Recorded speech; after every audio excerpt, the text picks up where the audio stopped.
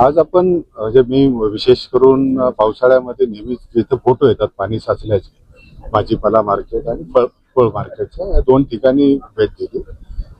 याच्यामध्ये आपल्याला सगळ्यांना ज्ञात आहे की कारण भाजीपाला किंवा याच्यामध्ये नाशवंत पदार्थ खूप असतात, फळांच्या मध्ये पण असतात आणि पॅकेजिंग मटेरियल पण खूप असतं. त्याच्यामध्ये आपण म्हणजे याच्या गव्हाचं आणि याचे भाताचे जे आहे तर त्याचा वापर जास्त प्रमाणे होतो कारण ते सगळं याच्यामध्ये.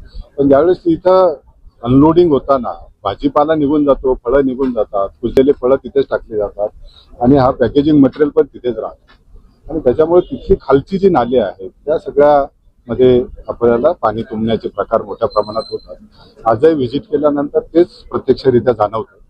तर मी सर्वांना आता मार्केटचे जे त्यांचे उपसचिव आहेत त्यांना मी आज सूचना दिल्या की 8 दिवसामध्ये पुढल्या या सगळ्या प्रक्रिया आणि सक्शन महानगरपालिकेचे सक्शन पंप सुद्धा इथे लावावेत आणि एकदा सगळं क्लीन इथून तो करावा. हा एक भाग आहे. दुसरा, जिथे पाणी साचतं तिथे रस्त्याची उंची आणि बाजाराची जे आहे ते दोन्हीमध्ये मोठी तफावत. म्हणजे आपल्याला खाली बाजार खाली आहे, रस्ता वर आहे, त्यामुळे रस्त्यावरचं पाणी पुन्हा खाली येतो आणि बाजारात तयार होणारं पाणी सुद्धा नालीपर्यंत जाण्यासाठी तिथे सुद्धा चढ आहे. तर तिथेही मी त्यांना आपल्याला काही इंजिनिअरिंग सोल्युशन आहे त्याच्या सूचना दिल्या, तेही इंजिनियर करतील. विशेष आणि पूर्ण जी नाली आहे आपल्याला तिथून पूर्ण मुख्य नाल्यापर्यंत घेऊन जाणार तीही त्याची स्वच्छता आणि त्याचं पूर्ण फ्लशिंग ते आपल्याला केलं पाहिजे. आणि पावसाळ्याच्या दिवसांमध्ये सुद्धा तिथे आणखीन काही जास्तीचे पंप ठेवून वगैरे पाणी साचणार नाही अशी व्यवस्था तिथे करतील. मला अपेक्षा आहे की बाजार समितीमध्ये सचिव आहेत किंवा त्यांचे जे सगळे स्टाफ आहेत त्याच्यावर ते काम करतील.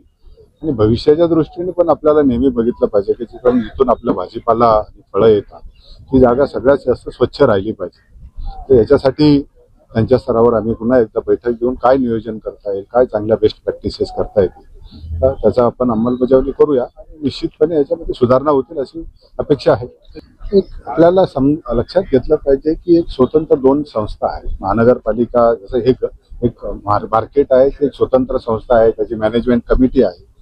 अधिकारी बदलत राहतात, काही गोष्टी होतात, काही राहतात.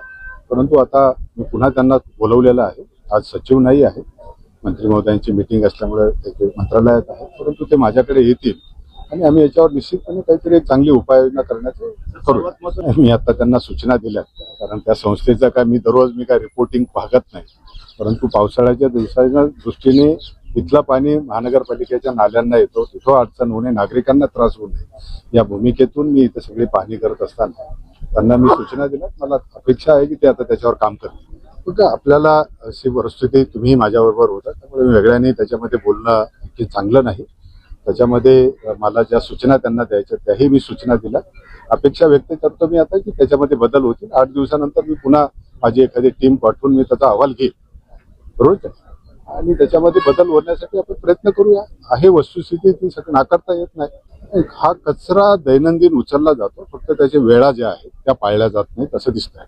जर वेळा पाळल्या असत्या तर असं होणार कचरा, कारण आपल्याला एवढ्या मोठ्या प्रमाणात येणारा भाजीपाल्याची आवक आहे तर इथे डोंगर लागलेले असतील तसं आपण कुणाला म्हणता येत नाही. परंतु त्याची वारंवारिता जी आहे, जो वेगळा मेळ होतो त्याचं काहीतरी एक नियोजन असलं पाहिजे. त्या नियोजनाचं मी त्यांना सूचना दिलेल्या आहेत आणि त्या सूचनामधून निश्चितपणे त्याच्यात बदल करतील अशा अपेक्षा तर मी व्यक्त करतो. आणि ती त्यांनी ते करतील असं नसेल तर मग त्याच्यानंतर महानगरपालिकेच्या स्तरावर आम्ही काय उपाययोजना करायच्या ते आम्ही निश्चितपणे करूया.